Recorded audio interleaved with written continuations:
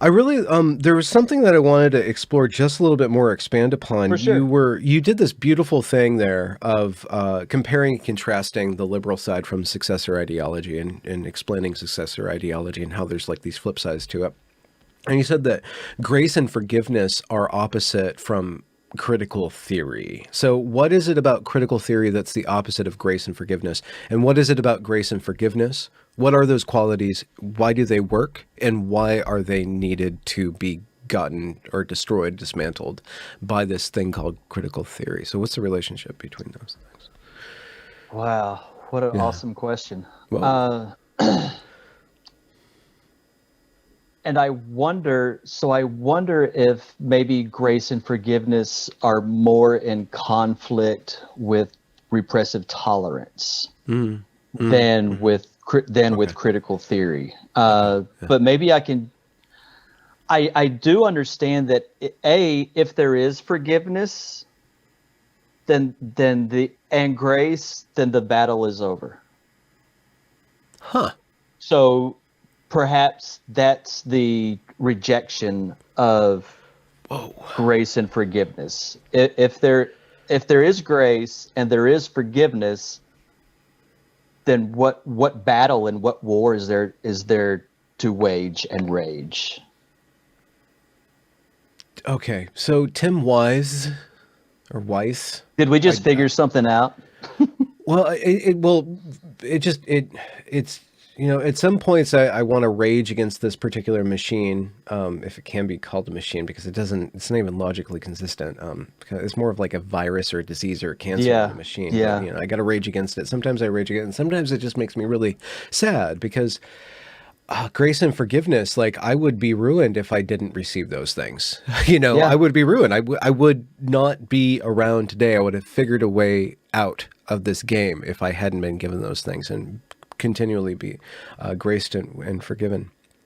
But Tim Weiss was talking about this kid, Kyle Rittenhouse, Mm-hmm. 2020 riots. He's armed. He got attacked by the skateboards. It became a left-right issue because he defended himself. And, the three unsavory characters got wounded or killed, one of them being a sex offender. But we don't think of that. We think of this white boy, privileged, going to a gun, trying to shoot up the protest or whatever.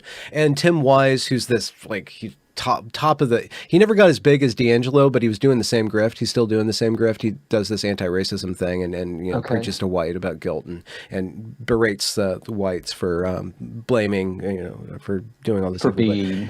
for being basically for being and doing and existing. But he said that Kyle Rittenhouse should not be forgiven. He should. It was just like this stripping of due process, right? Like Mm-hmm. this ultimate, like, we don't want even due process anymore because we can't afford for anybody to get off. They all need to be punished. We need to do away with the that, I don't know what it is. Within law, we do have some sort of trying to get to a correct justice, right? Trying to mete out retribution correctly and to allow people to be innocent. There can't be innocence. There can't be forgiveness. There can't even be payment, it seems like, ultimately, because it can't be even calculated. So Yep. it actually marches towards a guillotine. It marches It toward that does. because it just has to be, you have to not exist, and we have to watch you cease existing. Like, that's where it seems like if you strip grace and forgiveness, then you do have, it's even beyond repressive tolerance. But It is. And also, grace and forgive, look at what it would do to power structure and power dynamics. mhm. Like there's it's hard to maintain that power and control over somebody if there's a true element of grace and forgiveness. Expand on that. No resentment to hold on to, because I think there can Okay. be power and thumb down in resentment. And this Okay. movement, and by promoting a privileged class that's cultivating that resentment. So since grace and forgiveness is kind of the opposite of there, so Hmm. Hmm. essentially just grace and forgiveness and love thy neighbor are the antithesis of what is happening. I mean, like I've said this before. It's so satanic. It's like literally Satanism. I mean, sorry, Okay. Satanists who aren't bored. Sorry, Satanists. There's some good. So, okay, But still, I had a similar it's thought the other. Antichrist. I had a similar thought the other day, and since you touched on it, let's Okay, just kind of let's go go there there. for a second. Yeah. You know, think back to that quote about it justifies and sanctifies our most evil urges. And primal urges. Yeah. And if I want to clamor for power, I can get that. But the thought that I had the other day, I've really been troubled by with the people that get so alarmed when I talk about dignity, like I talk about it. Yeah. When I talk about our common humanity, and the people that are most repulsed and have the most visceral reactions are the ones that are the most devout believers of the ideology.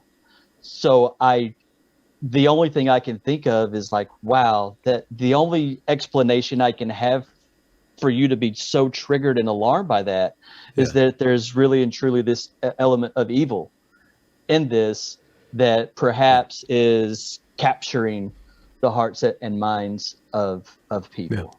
Yeah. Yeah. So, Well, and blinding them to that evil. yeah, Like that quote says. under the name of compassion and love. So I feel like you're Yeah.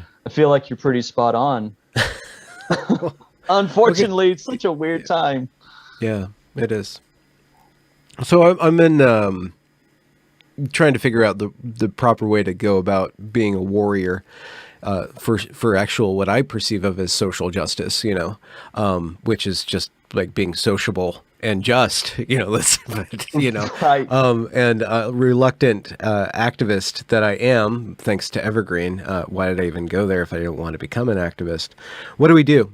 What do we not do? What's the correct way to confront this? And what's the incorrect way to confront this?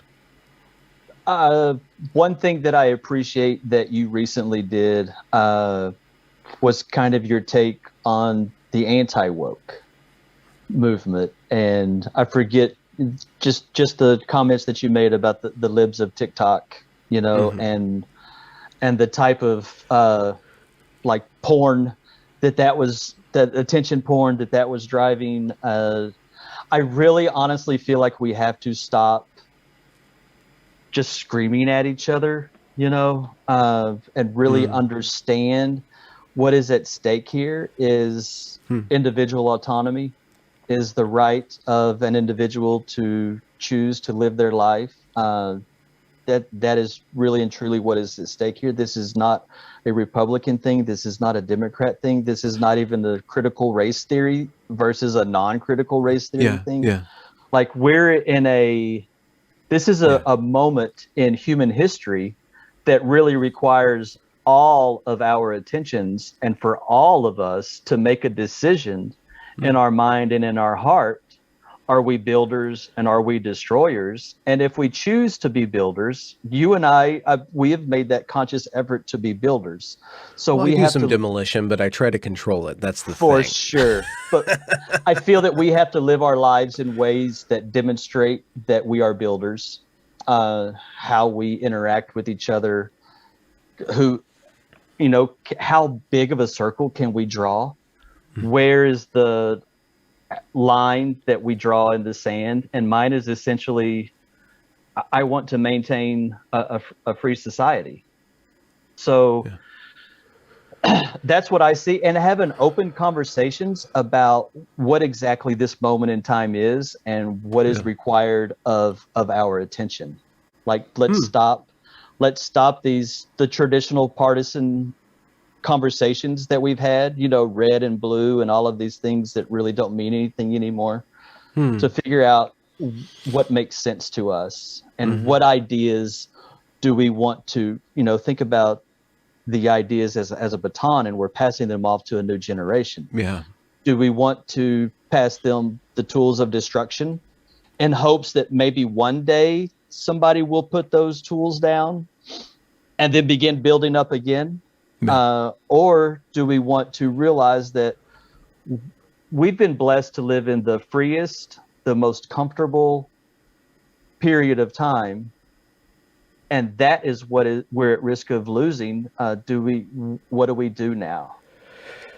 How can we expand our circles? How can we have conversations that might be a little bit more uncomfortable? How do we? What alliances can we form? Who can we, just really get back to those basics?